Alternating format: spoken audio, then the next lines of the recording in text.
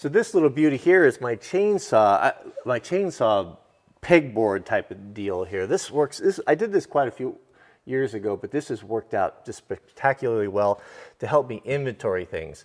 So what I have over here on the left is I've got an area. These are chains that need to be filed. They're labeled dull right there. Now these are chisel chains. These are ones that I have that have to be ground a certain way. Now these are chains that need to be filed that are going to be round filed. They're different. If you don't know the difference, the chisel ground is probably, performance-wise, it probably does a little bit better, but it takes very specialized equipment to sharpen it. Where a round file is not quite as high speed, but it's more durable. So that's why, and it's serviceable, so you can file it out in the field yourself. It's going to be a little bit better if you get into dirt or into the rocks. It seems to hold an edge a little bit better, or just be a little bit more tough.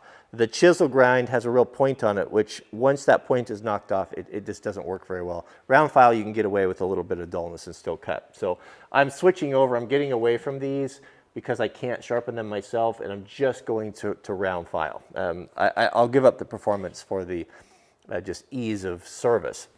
Here I'm going to have ripping chains. These are chains that go on the 36-inch bar for the chainsaw mill, and then just a kind of a double up of tools, because I don't want to get into my tool kit and unwrap it every time and take something out and it's not going to go back in. So I have a duplicate of all the chainsaw tools up here on this magnetic holder so that I can just take 2 steps to the vise and I can file rakers, or I can, break chains or anything like that. These are my 4 bars that I run. I run a 36 too. I just don't have a place for it because I don't use it very often. I run a 16-inch here, a 25, a 28, and a 32, which is my primary. So I have extra bars here, and if I have sharpened chains, once these will get sharpened, let's say I'll do these, then this will hang here. So I know that that's ready to go, and that is a sharp chain. So that's kind of that system. So moving over to the left here, we've got my main Rollaway toolbox, and that seems to work really good. It's got a couple loops here for both my saws. It's a good idea to keep your saws off the ground. Don't store your saws on the concrete, especially the winter, because that's where moisture collects, and it just will get in there and get in the fuel, and it's just get them up off the ground. Even if it's just a couple feet, it does make a difference. But those will go in here. They won't go in here until they're fueled and ready to go. Especially in wildland season. It might be that you need a saw and you need it now. It's an emergency. So having 2 saws ready to go for me is primary. Sharpened, so they've got sheaths on them, so I could throw them in the cab of the truck if I needed to. They're not going to cut anyone. Oiled, fueled, ready to go, 100%. So moving over here to the left, we're going to have another pegboard and my main roll around. Now, I don't like working out of toolboxes. They're just the only reason to work out of a toolbox, I think, is so you can lock up your tools. But when you're working in a shop where I'm the only one, I don't need that, and it's unhandy. It's a necessity. You need to have one, but it's going to be for more long-term storage, things you're not going to get to that often. Pegboard here, these are things I grab and go all the time. I'm going to have my primary hammers there. I've got Torx drivers. I've got kind of some beater screwdrivers. Not my primary ones. I'll tell you why that in a minute. Pry bars and different things. Here I'm going to have my 1/2-inch drive sockets in metric and standard, deep and shallow. My Torx bits. This little drawer, let me bring you up close here. So this little drawer is going to have 1/4-inch stuff. So the 1/4-inch sockets, metric and standard, and of course, all of the accoutrements and that sort of thing is going to be here. So anything 1/4-inch is going to stay there. My gloves right here, welding gloves, cotton gloves, mechanics gloves, those are going to go back right there. So they're always easy to find when I need them. In here, I'm going to have some oddball stuff. Wobblies, 1/2-inch drive stuff, but just big sockets and just things that I just don't get to or need very often in my very worn Kennedy machinist toolbox. Now to the left, we got fabricating.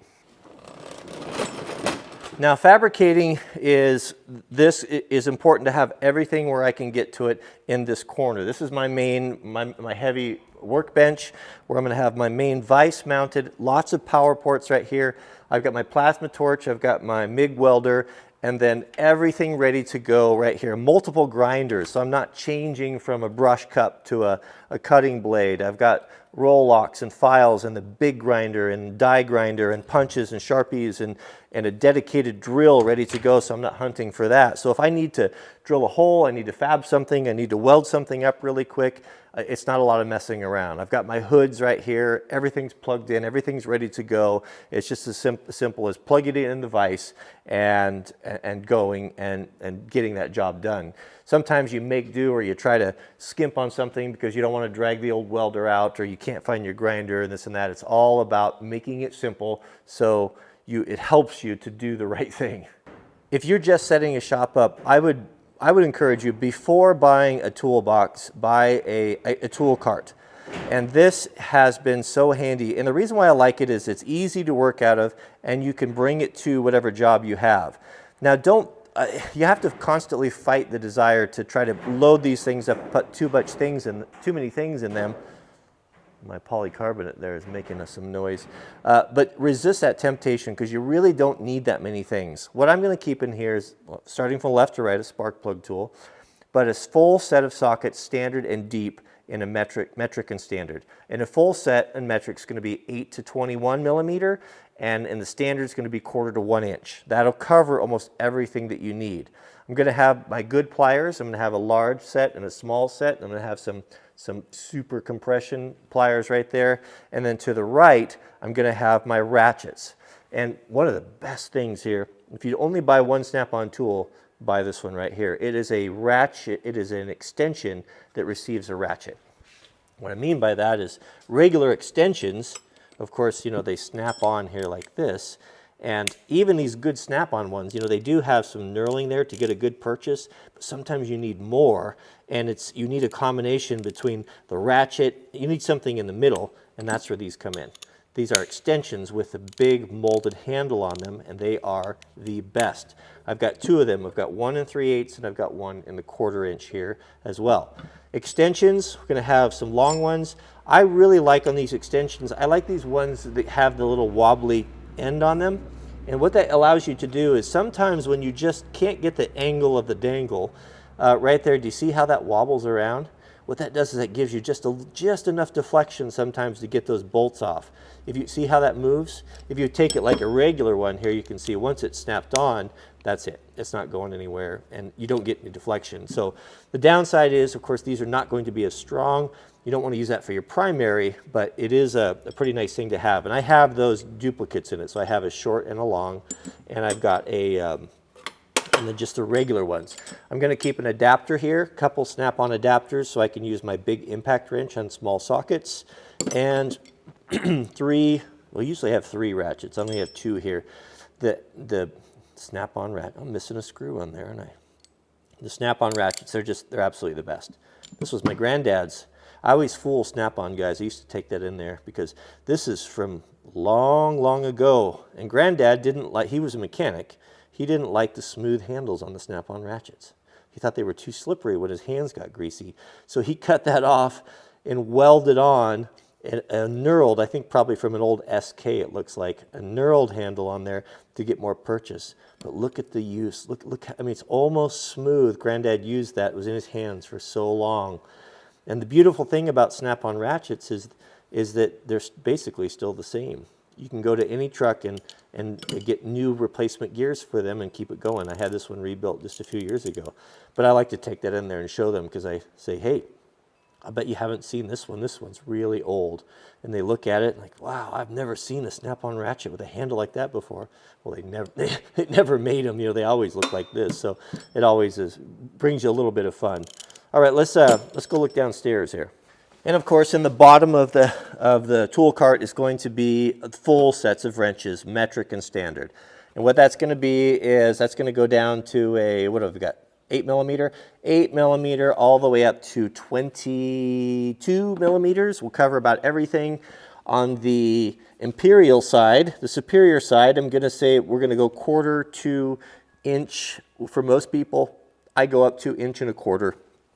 Because I do have some trailer things and everything that sometimes requires that, and I don't like to use crescent wrenches on those big ones. So that's the wrench setup. Also, have your wrenches set up, whether you use this type of deal or something similar, where you can grab both of them and go. Because if you have a tractor out in the field that you need to work on, and you don't know if it's metric or standard, you don't know exactly the size, I can grab both of these quickly, and I can carry them along with me and take all of them and know that I'm covered without, and then they're easy to put back, and they're easy to work out of because they're indexed. So I know if I grab one and it's not the right size, I can just, I don't have to look and read and all of that. So having them in these deals has been really good.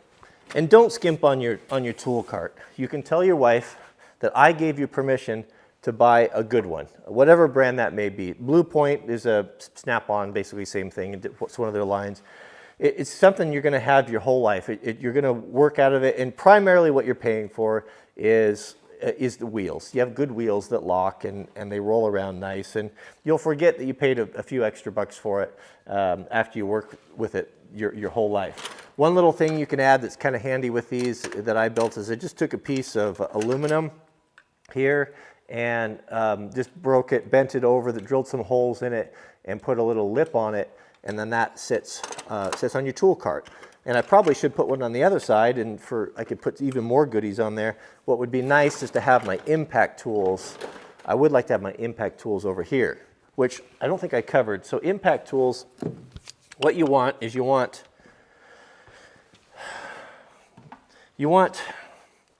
want or need. We always run into want or need.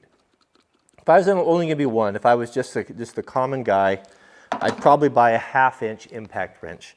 That's going to be the big one. Now, how much do you want to spend on one of those things? I don't know. I guess it comes back to, I can't seem to find mine. Cheap tool. I've hated this Kennedy toolbox ever since I bought it. I don't think that they make boxes like they used to. Anyway, this is a 3/8, a Snap-on MG31. Great little tool, but not super powerful. This is not going to be really suitable for lug nuts and heavy duty stuff. If I was only going to have one, I'd probably just buy a 1/2-inch drive, the bigger ones. But this is very nice for smaller stuff. And if you're just a light duty guy, it might be a better choice for you. So, and I would, after I'd had both of those, I would get an air ratchet. An air ratchet is pretty handy. It gives you in a lot tighter areas and very handy.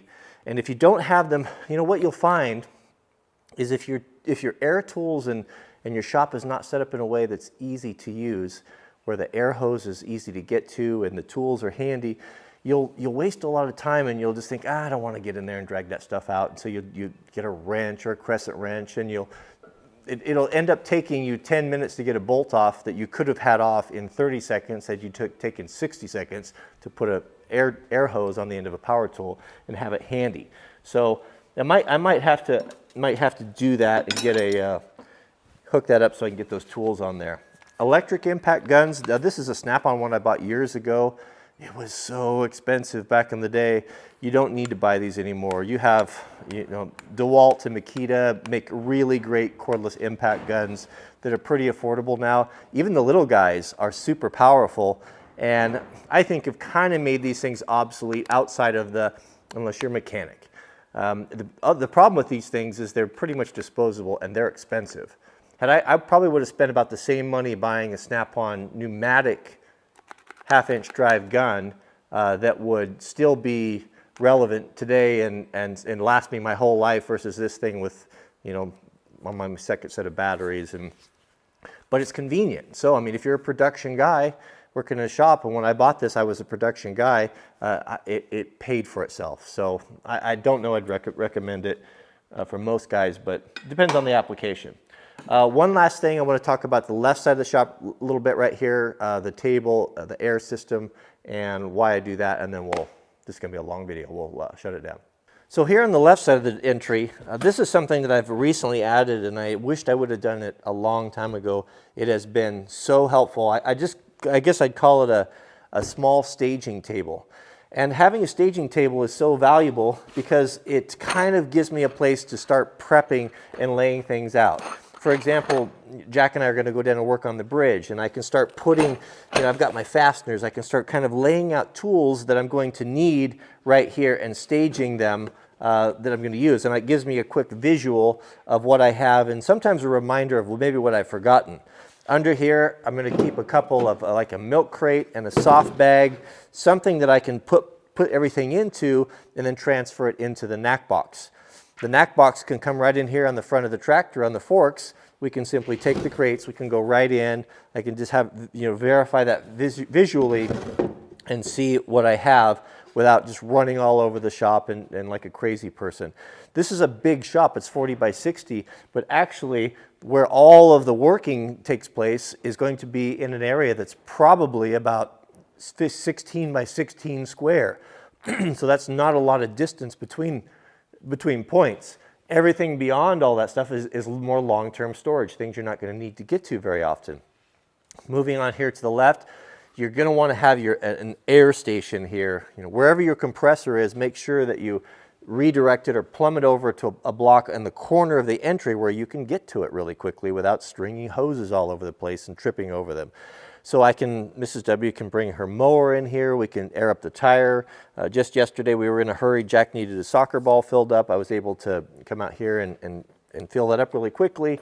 I've got an Acra bin here, it's just a little plastic bin screwed to the post with all my air stuff in it. I'm going to have tire weight tools and things to fill and Schrader valve tools and tread depth tools and tire bars for bike tires and air fillers and all those little things that you need for all your little pneumatic little projects. And your primary air hose right here. 50 feet is usually good. 50 feet will give me access to pretty much everything in the shop. I've got air ports on all walls, so if I need to go over there. But I've also have the ability to go, I think, 500 feet of air hose, so I can get an air hose to anywhere. So if I want to run a nail gun at the farthest reaches upstairs in the house, I can do that, but I don't want to deal with all that hose all the time. So 50 feet is really a good size for the shop because it gives you a good range of motion. And I'm going to keep primarily tool on there. I'm going to keep just a regular air chuck that is just good for blowing the chainsaws off quickly and blowing things off and whatever all the million jobs you need to use air on, and it's ready to go. It's easy to get to. Hang things in big loops so you don't have a bunch of twisting up. One of the best things I've ever bought was this airline. I found it at Napa one day, and it's flexible. There's nothing worse than those cheap plastic Chinese Harbor Freight airlines. First off, they'll fail on you. The ends will pop under pressure, and it will happen when you're not at home. And so your non-100% duty cycle homeowner air compressor will burn up. So you saved a few bucks on a hose, and you spent a whole lot of bucks buying a new air compressor. And that happens, and it will happen when you're not at home, and the thing will just kill itself. So limit those connections, and don't forget when you leave town, shut off your air compressor, throw the breaker. There's just no reason to run the risk for it. So that is kind of that system. And then to finish up, battery charging. Battery charger will stay here, always needing that, and a good 4-gang plug set up there so you can plug things in and charge batteries and all that. So that is the left side. So that's about that for the new tool corner here, but it's always a work in project, or always a work in progress, but it's all about being efficient. The more I take on and the more tasks there are, and the older I get, the more I see the importance of being organized and really thinking about things. So think about layout, think about how many steps you're taking, and try to be as efficient as possible. And it's amazing how small of a workspace that you actually need when you get yourself organized. So I guess that's it. So if you enjoy these type of videos, let me know. I'm happy to do more. I'm not the end-all expert on it, but I have worked in shops all my life, and well, I've picked up a thing or two. So let me know what you think. Give me any improvements you can see that I might want to consider, and we'll see you guys on the next video.